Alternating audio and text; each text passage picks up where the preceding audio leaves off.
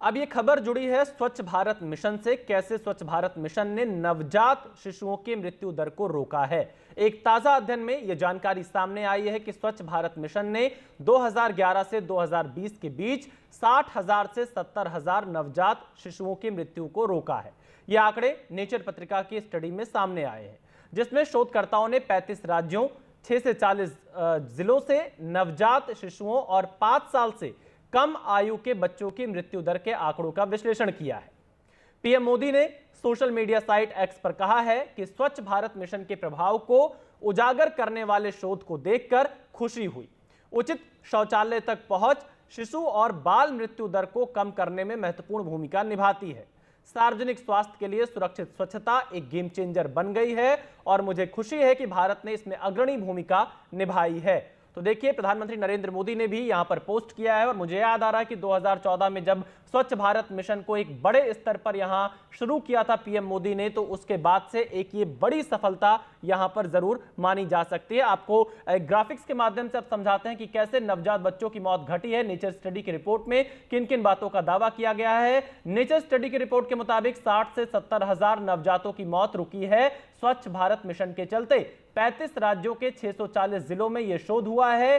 नवजात और 5 साल से कम के बच्चों पर यह शोध किया गया है और 2011 से 2020 के दौरान की यह स्टडी है और 60 से 70,000 नवजातों की मौत को रोका गया है, खासतौर पर स्वच्छ भारत के इस मिशन को चलाकर। क्योंकि स्वच्छ भारत मिशन जब प्रधानमंत्री नरेंद्र मोदी ने 2014 में सत्ता संभालने के बाद लॉन्च किया, तो उसके बाद सबसे पहले उनका फोकस शौचालय निर्माण पे रहा। 2014 से शौचालय निर्माण में तेजी आई। 2019 तक 10 करोड़ से अधिक शौचालय बने। 6 लाख से अधिक गांव खुले में शौच से मुक्त घोषित किए गए। इसके अलावा 2014 से 2019 में डायरिया से 3 लाख कम मौतें हुई हैं। यह भी स्वच्छ भारत मिशन का एक सफल पैमाना कहा जा सकता है। स्वच्छ भारत मिशन से आर्थिक लाभ हुआ है। स्वास्थ्य खर्चों में सालाना औसतन 50,000 रुपए की बचत हुई है और स्वच्छता सुविधाओं से 93% महिलाएं घर पर सुरक्षित हैं और इस मिशन को 1,40,000 करोड़ रुपए के निवेश का समर्थन मिला हुआ है। तो आप देखिए, स्वच्छ भारत मिशन एक गेम चेंजर मिशन है, प्रधानमंत्री नरेंद्र मोदी का यह कहना है और भारत की अग्रणी भूमिका इस मिशन में है। इससे खुशी व्यक्त की है प्रधानमंत्री नरेंद्र मोदी ने। स्वच्छ भारत मिशन को देश ने अपनाया। पीएम मोदी ने यह भी लिखा है और कहा है कि शहरों में स्वच्छता को लेकर अब प्रतिस्पर्धा होती है। देश के टॉप स्वच्छ शहरों का सालाना मूल्यांकन किया जा रहा है। तो देखिए, प्रधानमंत्री नरेंद्र मोदी ने 2014 में जिस मिशन को अपना एक ड्रीम प्रोजेक्ट बनाया, उसकी सफलता अब देखने को मिल रही है। सुमन चक्रवर्ती, एसोसिएट रिसर्च फेलो IFPRI के हमारे साथ जुड़ चुके हैं, जिन्होंने एक किताब भी लिखी है, टॉयलेट कंस्ट्रक्शन अंडर द स्वच्छ Bharat mission and infant mortality in India पर। उनसे हम इस मामले पर और ज्यादा जानकारी लेते हैं। सुमन, कितनी बड़ी उपलब्धि ये भारत के लिए है और कैसे स्वच्छ भारत मिशन एक अग्रणी भूमिका निभाता हुआ नजर आया है इन नवजातों को बचाने में? नमस्कार। तो स्वच्छ भारत मिशन जब शुरू हुआ था तब काफ़ी चर्चा चल रही थी रिसर्च कम्युनिटी में, खासकर कि ओपन डेफिकेशन बहुत हाई है इंडिया में, जिसकी वजह से मैल न्यूट्रिशन का बहुत बड़ा इम्पैक्ट पड़ता है उस पर।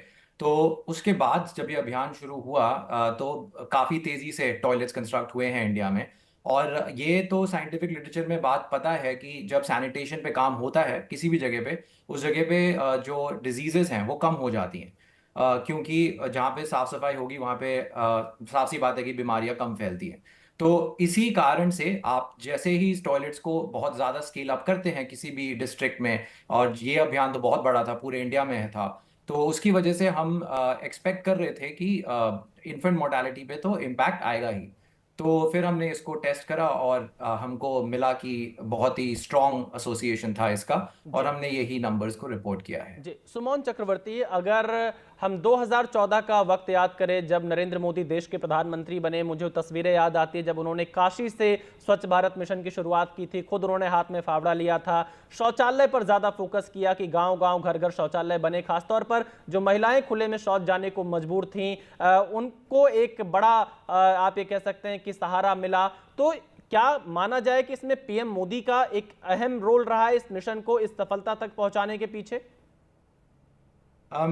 जहाँ तक एज अ सिटीजन मैं बोलूँगा, जब ये अभियान शुरू हुआ और प्रधानमंत्री जी ने इसको अपने अंडरटेकिंग में लिया, अपना फ्लैगशिप प्रोग्राम डिक्लेयर किया इसको, और तो डेफिनेटली ये तो कंट्रीब्यूशन तो रहा ही है उनका कि उन्होंने इस प्रोग्राम को जो सफलता दी है, जो फंडिंग चाहिए होती है इतने बड़े अभियान को जो मिली है इसको, तो वो तो डेफिनेटली क्रेडिट तो देना ही पड़ेगा। जी।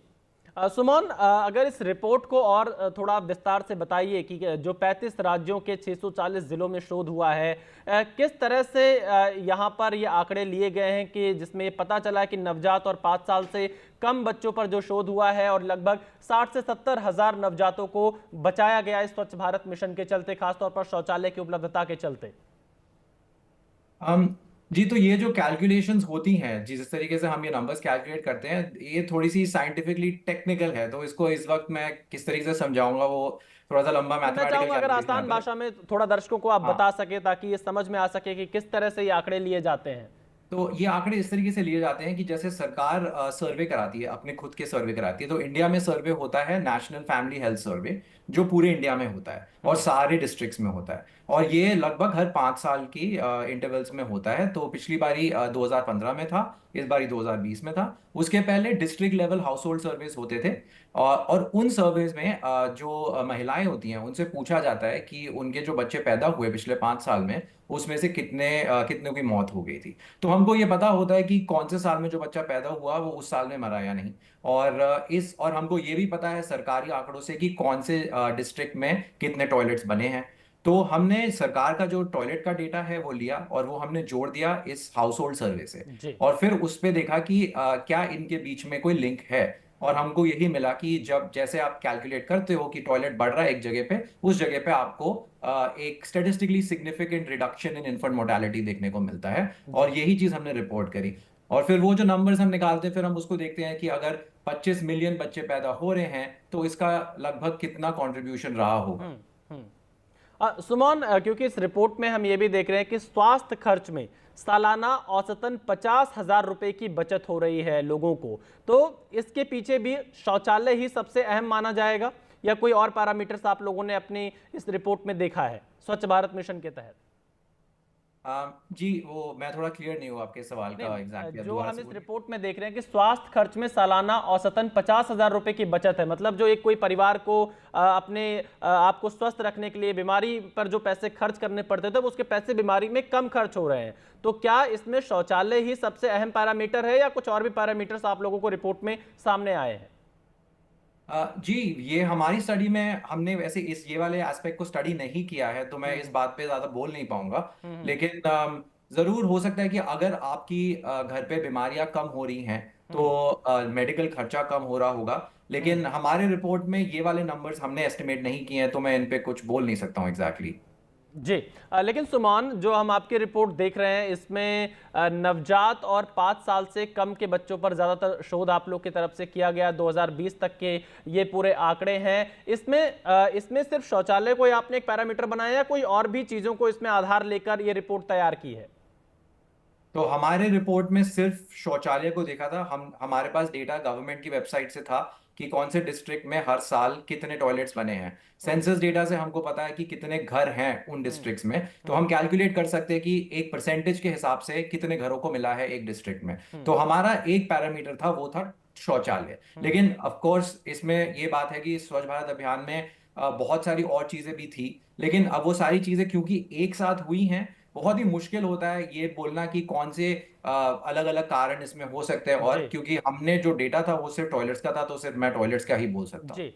सुमन, आप हमारे साथ बने रहिए क्योंकि आप देखिए ये जो रिपोर्ट सामने आई है ये भारत के लिए काफ़ी अच्छी रिपोर्ट कही जा सकेगी, क्योंकि स्वच्छ भारत मिशन के चलते 2011 और 20 के बीच में एक शोध किया गया है, नेचर पत्रिका के द्वारा एक स्टडी की गई है। उसमें ये आंकड़े सामने आए हैं कि 60,000 से 70,000 नवजात शिशुओं की मृत्यु को रोका गया है। यहाँ पर खासतौर पर शौचालय निर्माण के जरिए, जिसमें शोधकर्ताओं ने 35 राज्य में और 640 जिलों में पूरी तरह से रिपोर्ट तैयार की है, नवजात शिशुओं और 5 साल से कम आयु के बच्चों की मृत्यु दर के आंकड़ों का विश्लेषण किया है। और आपको बता दें कि स्वच्छ भारत मिशन को प्रधानमंत्री नरेंद्र मोदी ने अपना फ्लैगशिप कार्यक्रम 2014 में बनाया था, और आज पीएम मोदी ने अपने सोशल मीडिया साइट एक्स पर लिखा है कि स्वच्छ भारत मिशन के प्रभाव को उजागर करने वाले शोध को देखकर खुशी हुई। उचित शौचालयों तक पहुंच शिशु और बाल मृत्यु दर को कम करने में महत्वपूर्ण भूमिका निभाती है। सार्वजनिक स्वास्थ्य के लिए लिए सुरक्षित स्वच्छता एक गेम चेंजर बन गई है और मुझे खुशी है कि भारत ने इसमें अग्रणी भूमिका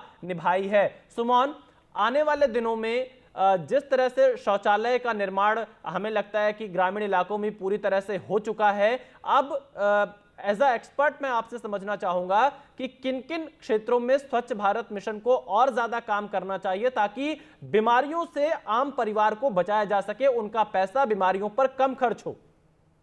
जी, ये बहुत अच्छा सवाल है। तो सबसे पहली बात तो ये है कि टॉयलेट्स बनने से पूरा बात पूरी नहीं हो जाती। हमको पता है कि अभी इंडिया में ऑलरेडी क्लीन वाटर मिशन चल रहा है, साफ पानी का मिशन चल रहा है। तो सबसे पहली चीज़ है कि हर एक घर पे साफ सुथरा पानी पहुंचाया जाए। दूसरी चीज़ है कि जो हमारे म्युनिसिपल वेस्ट कूड़ा जो होता है, उस कूड़ा का सेफ डिस्पोजल बहुत ज़रूरी है। आपने देखा होगा शहरों में काफ़ी जगह पे कूड़ा कभी कभी फैला हुआ दिखता है, और उससे बहुत सारी बीमारियां उसी से भी फैलती हैं। तो बहुत ज़रूरी है कि इंडिया में इन्वेस्टमेंट्स ये चलते रहें, और इन्वेस्टमेंट्स हों, और साफ सुथरे हमारे शहर हों, हमारे गांव हों, और पानी एकदम साफ सुथरा घरों पे पहुंचे। ये बहुत ज़रूरी है और इस पे इन्वेस्टमेंट्स बिल्कुल होने चाहिए। देखिए, यहाँ पर सुमन चक्रवर्ती कह रहे हैं कि कैसे स्वच्छता को एक सबसे बड़ा कार्यक्रम यहाँ पर लोगों को बनाना चाहिए और कैसे स्वच्छता से बीमारियां कम होती हैं, और इसका तो सबसे बड़ा उदाहरण ये नेचर पत्रिका की रिपोर्ट है जिसमें साफ तौर से बताया गया कि कैसे 60 से 70 हजार नवजात बच्चों को बचाया गया है सिर्फ और सिर्फ शौचालय का प्रयोग करने से, शौचालय मिशन को आगे बढ़ाने से। कैसे ग्रामीण इलाकों में जो शौचालय बना है उससे लोगों की हेल्थ को यहाँ पर सुरक्षित रखा जा सकता है, ये जानकारी इसमें सामने आई है। सुमन, कुछ और सुझाव यहाँ पर आप स्वच्छ भारत मिशन को देना चाहेंगे? क्योंकि अगर हम स्वच्छ भारत मिशन के कुछ आंकड़ों को देखें, हालांकि आपकी रिपोर्ट में इसका जिक्र नहीं है, लेकिन जो स्वच्छ भारत मिशन है उसके बारे में अपने दर्शकों को बताना चाहें, सुरक्षित स्वच्छता एक गेम चेंजर है और एक तरह से अगर इसमें आप देखेंगे तो कई जगहों पर स्वच्छ भारत मिशन के लिए एक अच्छा खासा बजट खर्च किया गया है, शौचालय बनाए गए हैं, लगभग 93% महिलाएं अब घर पर सुरक्षित हैं स्वच्छता सुविधाओं के चलते, क्योंकि उनके घर पर शौचालय बन चुके हैं, और स्वास्थ्य खर्च में सालाना औसतन 50,000 रुपए की कमी आई है। यानी कि जो लोगों को बीमारियों पर ज्यादा खर्च करना होता था वो सिर्फ स्वच्छता अभियान का हिस्सा बन जाने से उसमें कमी आई है। और 2014 से 2019 के बीच में डायरिया से 3 लाख कम मौतें हुई हैं, यानी यह भी स्वच्छता का एक बड़ा पैमाना कहा जा सकता है। 6 लाख से अधिक गांव खुले में शौच से मुक्त घोषित हुए हैं। सुमन, 6 लाख से अधिक गांवों को खुले में शौच से मुक्त घोषित करना यह अपने आप में एक बड़ा कैंपेन रहा होगा, बड़ा काम करना रहा होगा। और 2014 से पहले अच्छी तरह से हमें याद है कि कैसे शौचालय के लिए लोगों को बाहर जाना पड़ता था, खुले में शौच जाना पड़ता था।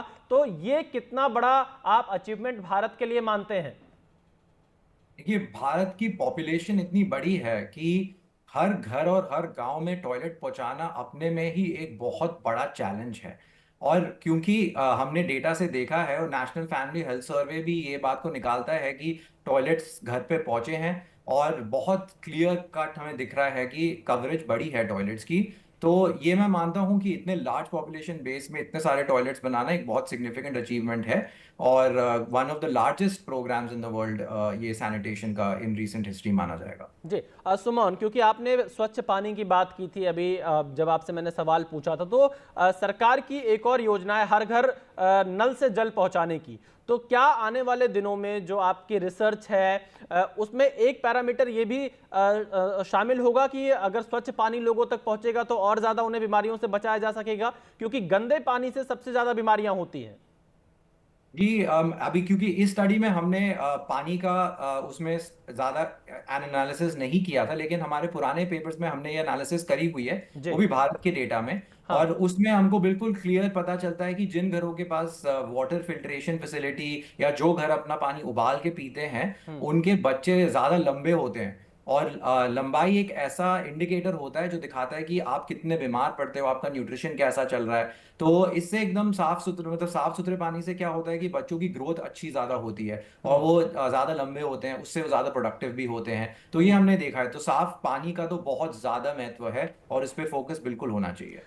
सुमन, इसके साथ ही क्योंकि आपने शौचालय की बात की, साफ पानी की बात की, लेकिन अगर शहरों में साफ सफाई की हम बात करें, उसका कितना असर, क्योंकि अगर आप सड़कों पर गंदगी देखेंगे या कहीं कोई कूड़ा फेंक देता है तो उसका कितना असर लोगों के स्वास्थ्य पर पड़ता है? जी। तो अगर आप किसी भी शहर में जाके देखें, कभी कभी आपको दिखेगा कि खुले कूड़ेदान होते हैं, वहां हम्म। पे वेस्ट डंप होके रहता है और कुछ जानवरों को वो खा भी रहे होते हैं, वहां पे मक्खियां होती हैं। आप उसको क्रॉस करेंगे, वहां से आपको गंदी स्मेल भी आएगी।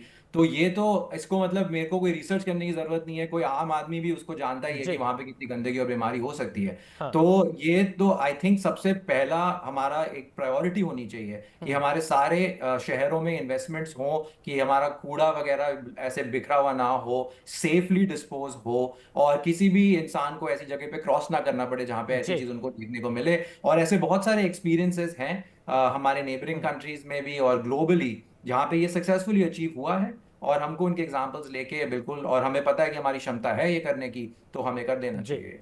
बहुत बहुत धन्यवाद सुमन चक्रवर्ती जी, आपने हमारे साथ बातचीत करने के लिए समय निकाला। तो देखिए कैसे स्वच्छ भारत अभियान एक गेम चेंजर साबित हुआ है। प्रधानमंत्री नरेंद्र मोदी का 2014 में सत्ता संभालने के बाद सबसे पहला जो ड्रीम प्रोजेक्ट था तो वो यही था, और कैसे हर घर शौचालय से और हर घर नल से जल पहुंचाने की जो तमाम मुहिम है उससे लोगों के स्वास्थ्य में सुधार हो रहा है, लोग बीमारियों से बच रहे हैं, और ताजा रिपोर्ट कुछ इसी तरफ इशारा करती है।